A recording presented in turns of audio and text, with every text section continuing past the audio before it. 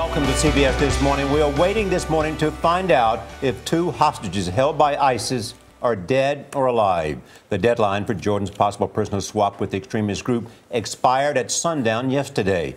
Jordan wants assurances an Air Force pilot is alive before handing over a failed female suicide bomber. ISIS is also holding a Japanese journalist. The exchange was supposed to happen near Turkey's border with Syria. ISIS threatened to kill at least one of the hostages if Jordan did not comply. Charlie D'Agata is in London. Charlie, good morning.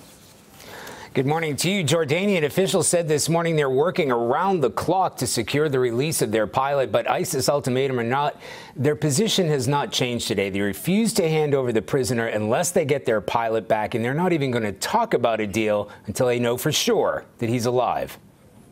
If they're still alive, Japanese journalist Kenji Goto and Jordanian pilot Muaz al-Kasaspa are on borrowed time. There is no sign of them or their ISIS captors at the Syrian border with Turkey, believed to be the location of a prisoner swap. The pilot, al-Kasaspa's wife, broke down in tears as the deadline passed at sundown.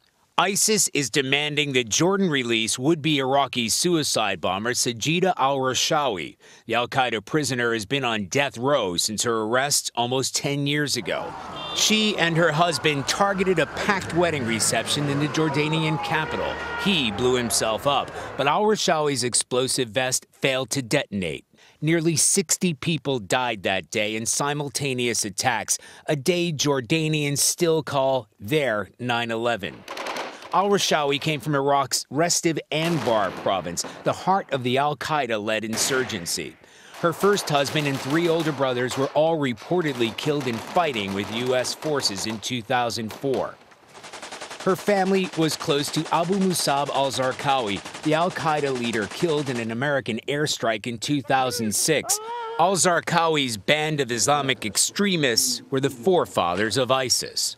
Jordanian officials have said they're ready to hand her over, but only in exchange for their captured pilot, and they want proof he's alive first. But that was never on offer, only that his life would be spared. ISIS hasn't shared what might happen to Kenji Goto if the deal fell through. Japanese officials today declined to say whether negotiations had stalled or if there was any progress at all to report. There's been no official response from ISIS since that deadline passed at sundown last night.